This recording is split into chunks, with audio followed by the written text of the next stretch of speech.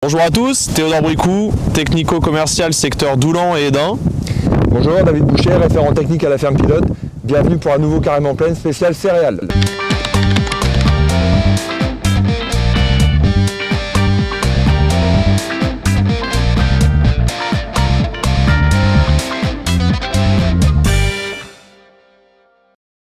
Alors, avant de parler des céréales principalement et des interventions liées au stade et à l'époque, on va parler d'une adventice qu'on a tendance à souvent oublier et à s'occuper trop tard dans les champs, le chardon.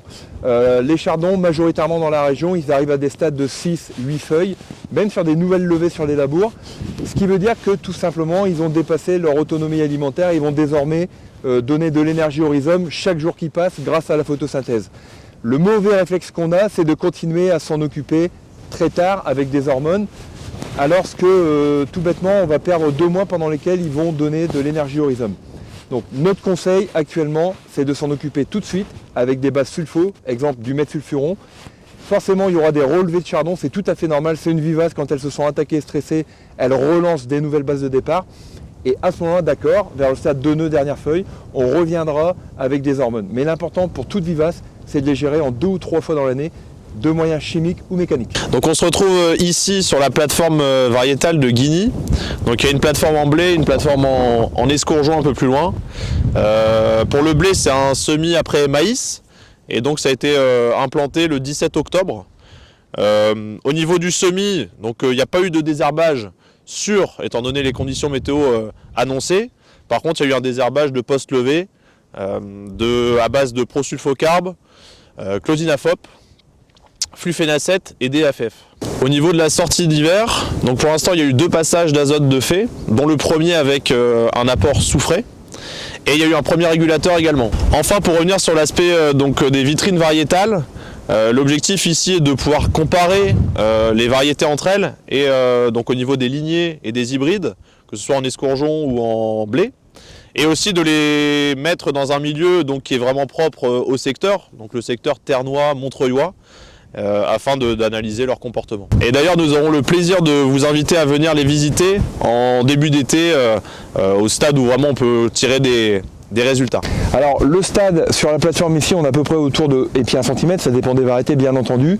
Et si on s'en réfère au BSV, on est dans un stade majoritaire dans la région qui varie entre 1 cm et premier nœud, que ce soit en blé ou en orge. D'ailleurs, petit aparté, même les blés de décembre sont aujourd'hui à 1 cm. On est aujourd'hui le 28 mars. En gros, un blé de décembre, une année normale, il a épi 1 cm vers le 10 avril. Ça souligne quand même la forte avance qu'on a cette année. Alors, à partir de maintenant, donc ça l'épi 1 cm, stade vraiment clé, début montaison, apparition des premières maladies. On en a déjà parlé dans le dernier Carrément Plaine. Donc on vous propose de faire un petit point. On commence par les orges. Aujourd'hui, les maladies prédominantes dans la région, il y a un peu d'helminto, un peu de rouille naine. C'est pas la majorité des parcelles, globalement c'est plutôt ça, mais c'est vraiment à surveiller. Et puis aussi de la rhinchosporiose, on le voit apparaître sur nos plateformes variétales, vous le verrez à l'écran sur une photo, sur certaines variétés sensibles à la rhincho. Donc il est important de surveiller les parcelles et d'intervenir avec un fongicide. On arrive au T1 classique, c'est-à-dire vers 2 nœuds. Donc on est à peu près dans la bonne plage d'intervention. Au niveau des blés, alors plusieurs maladies, la septo. Il y a du fond de cuve, comme on a l'habitude de dire, en parcelle partout comme tous les ans, tout à fait normal. Par contre, il y a un paramètre à prendre en compte. La septorieuse adore des plages de développement de 12 à 25 degrés et puis de la pluie forcément pour progresser par effet splash. D'habitude, sur les débuts montaison, on a des temps très froids.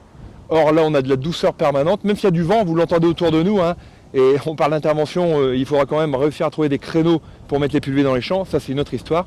En attendant, intéressons-nous donc à la biologie de ce champignon. 12 à 25 degrés, on est en plein dedans. La septorieuse se développe et d'après les cartos de prédiction des OAD, on est sur une année 2024 parmi les plus intenses en termes de début de pression de septo. Donc surveillez vos blés, surveillez surtout les variétés sensibles. Autre maladie qui émerge, la rouge jaune. Toujours d'après les modèles de prédiction comme Yellow, on est sur une année très forte, notamment sur la côte, puisqu'on rejoint quasiment la pression de 2014.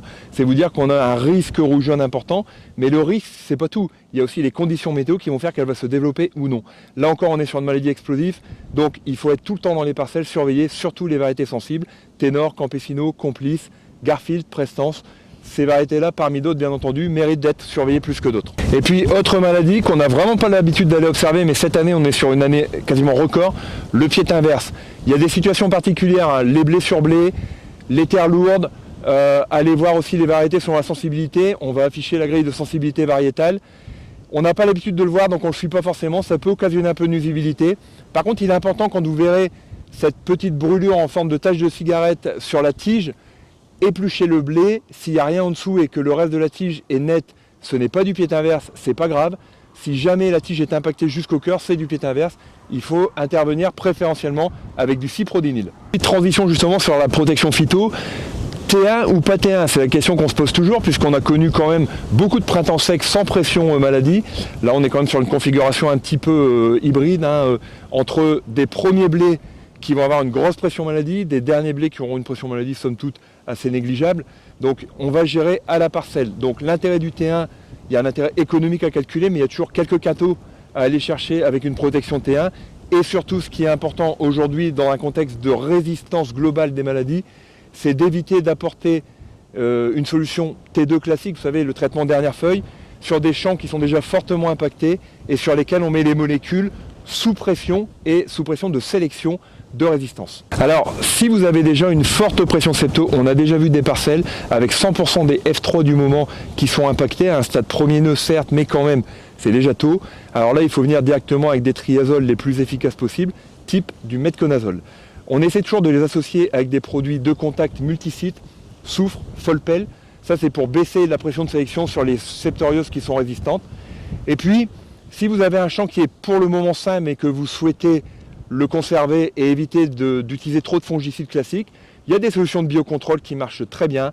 Il y a la laminarine, il y a le soufre, il y a le phosphonate de potassium, il y a plein de solutions à disposition. Là, rapprochez-vous d'un technico pour avoir des informations plus précises sur les modes d'action et puis les solutions disponibles.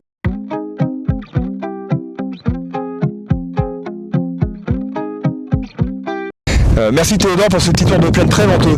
Merci à toi David d'être venu affronter ce vent du Nord. Pour toute autre question, n'hésitez pas à contacter votre technicien Groupe Carré et à bientôt pour un nouvel épisode de Carrément Plaine.